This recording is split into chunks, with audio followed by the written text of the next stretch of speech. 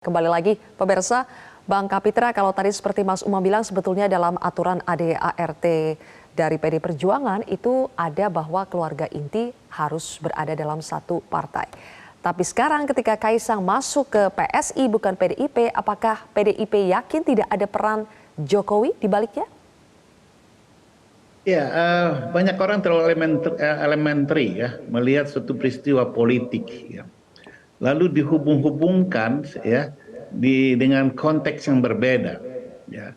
Bahwa PDIP betul mempunyai sebuah regulasi, tapi itu kan tentu ada kriteria-kriteria regulasi itu untuk diterapkan.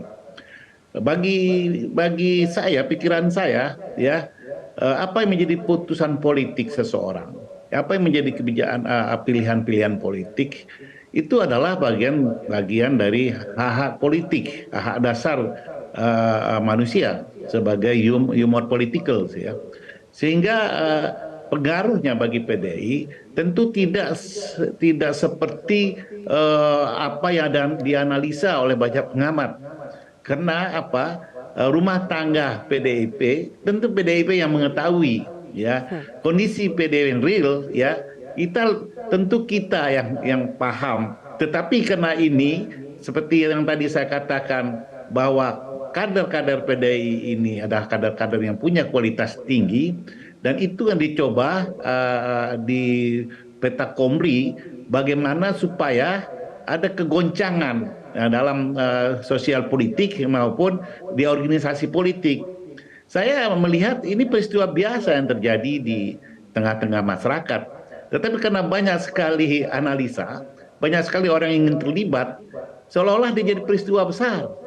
Padahal ini peristiwa biasa yang sebenarnya tidak perlu diinterpretasikan meluas dalam pikiran-pikiran subjektif ya. Kan saya juga bisa ya berpikir bahwa televisi ini adalah corong dari konstituen politik atau dari capres. Tetapi kan kita terlalu dangkal kalau menganalisa atau menyambung-nyambungkan, mengkait-kaitkan itu wilayah-wilayah yang sebenarnya tidak punya korelasi. Inilah yang saya melihat bahwa PDI itu sudah sangat kuat ya, dan kader-kadernya juga sangat kuat sehingga banyak orang khawatir dengan kekuatan-kekuatan itu, dan itu biasa dalam percaturan politik ya. Baik, sebenarnya banyak orang yang khawatir atau yang tadi disebut mempetakompli inferior, apakah memang karena faktor eksternal seperti itu, Mas Umam, atau memang ada upaya dari Presiden Jokowi untuk memutus rantai petugas partai yang selama ini ada di keluarga Jokowi? Iya, tentu jawaban itu menjadi cukup spekulatif, Mbak. Karena bagaimanapun juga kita membaca dari tanda-tanda. Karena bagaimanapun juga sinyal-sinyal politiknya mengarah ke sana. Tentu menjadi kemudian pertanyaan kembali bagi PDIP. Apakah dalam konteks penegakan aturan dan juga konstitusi partai itu bisa kemudian dijalankan secara konsisten dan juga konsekuen atau tidak. Jangan sampai kemudian penegakan aturan yang ada itu kemudian dikesankan sebagai praktik tebang pilih atau bahkan pilih kasih, bagaimana ketika kemudian pada keluarga di level yang tinggi maka tumpul ke bawah atau tumpul ke atas tapi tajam ke bawah. Nah, situasi ini yang kemudian perlu dijawab sebenarnya, diklarifikasi oleh teman-teman di PDIP, termasuk Pak Kapitra tadi sudah mencoba untuk menjawab itu, meskipun kemudian pertanyaan kritis masyarakat kok seolah tidak sinkron antara kemarin melakukan pemecatan secara tegas kepada Ketua DPD Maluku yang juga gubernur di sana, dengan sekarang di keluarga Pak Jokowi. Nah, tetapi bagaimanapun juga, Mbak, ada situasi yang memang akan memberikan impact signifikan. Bagaimanapun juga PSI dengan menjadikan dalam konteks ini adalah Kaisang sebagai kader, dan kalau misal memang betul kemudian akan digodok sedemikian rupa menjadi ketua umum, maka hal ini akan memberikan impact cukup signifikan, terutama pada terjadinya proses pengambil alihan basis pemilih loyal PDIP dan basis pemilih loyal Jokowi sendiri, terutama di Jawa, lebih khusus di Jawa Tengah, lebih dalam skop yang lebih kecil di wilayah Solo Raya. Nah, diakui atau tidak, ada basis yang relatif sama antara PDIP dengan PSI.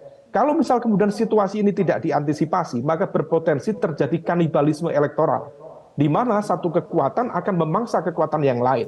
Nah, situasi ini yang harusnya diantisipasi betul, terutama oleh PDIP, karena kalau misal kemudian Gibran mampu, dalam konteks ini Kaisang ya, mampu melakukan proses sosialisasi yang efektif, PSI bisa mendapatkan kesempatan untuk melakukan penetrasi kekuatan lebih tajam, terutama di wilayah Jawa, khususnya di sejumlah dapil-dapil yang mendapatkan pengaruh misalnya dari keluarga Pak Jokowi.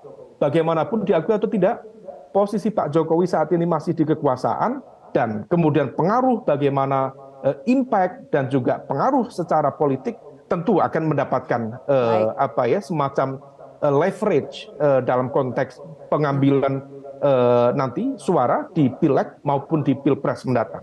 Dan per hari ini PSI tampaknya dalam konteks Pilpres terlihat lebih dekat dengan Pak Prabowo Subianto.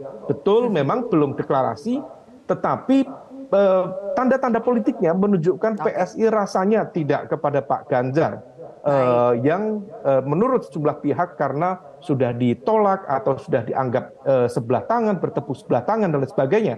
Nah, oleh karena itu posisi dari Kaisang di sini seolah kemudian menegaskan positioning Pak Jokowi berada di belakang Pak Prabowo Subianto. Oke, banyak ini bacaannya ya. Tapi satu persatu dijawabnya Bang Kapitra. Soal bagaimana wacana Kaisang akan menjadi Ketua Umum PSI dan ini bisa menjadi atau bisa mewujudkan adanya kanibalisme elektoral antara pemilih PDI Perjuangan dengan pemilih yang masih setia memilih Presiden Jokowi. Akan melihat itu masih ada di PSI lewat Kaisang. Bagaimana PDI Perjuangan menanggapinya?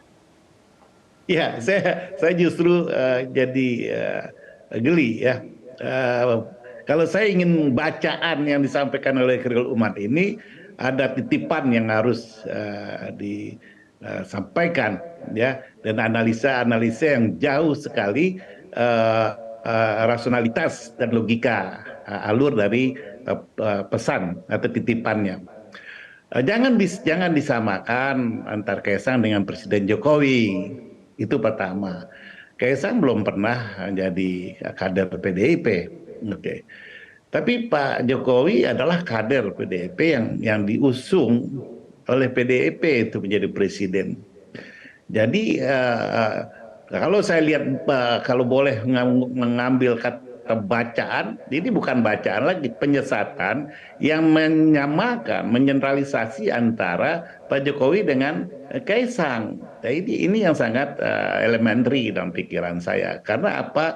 Ini bukan apple to apple, nggak bisa disamakan. Jadi tidak ada pengaruh signifikan seperti yang kalau dianalisa atau dicemaskan. Mungkin yang dicemaskan itu sebenarnya bahwa PDI ini semakin solid dan kuat dengan peristiwa politik ini sebenarnya. Tetapi banyak orang yang khawatir kekuatan itu. Dan bagi PDI tidak ada yang terlalu dijadikan sebuah ukuran dari pernyataan-pernyataan seperti itu. Banyak orang mengklaim atas nama publik dan sebagainya. Tapi kenyataannya kan tidak demikian. Ini peristiwa biasa. Kaisang mau jadi apapun itu hak dia. Ya kan? Bukan bagian dari regulasi negara. Karena dia punya pilihannya sendiri. Tetapi karena dia dikaitkan, dikorelasikan gitu ya dengan bapaknya, dengan yang kebetulan presiden kader PDI, lalu sehingga ada kanibalisasi. Ya. Inilah saya ingin mengatakan homo homini lupus gitu ya, manusia kok saling menerkam dalam satu politik ya, dengan analisa-analisa seperti ini. Seandainya itu kan tidak akan pernah ada kanibal politik itu, karena realitasnya dari reformasi sampai hari ini banyak sekali badai dan tantangan yang dilewati PDI, dia tetap jadi partai pemenang pemilu. Ya. Baik, kita akan lihat nanti, Bang Kapitra. Kita akan lihat ya, apakah ini analisa yang memang ada logikanya karena ada tanda-tanda politik atau penyesatan. Nanti kita akan lihat efeknya, dampaknya seperti apa. Tapi sayang sekali waktu kita sudah habis, Bapak-Bapak. Mudah-mudahan nanti ada kesempatan berikutnya kita akan bahas lebih panjang lagi soal ini ya. Terima kasih Bang Kapitra dan juga Mas Umam. Terima kasih sudah bergabung bersama kami di Prime Time Besar ini. Jelajahi cara baru mendapatkan informasi. Download Metro TV Extend sekarang.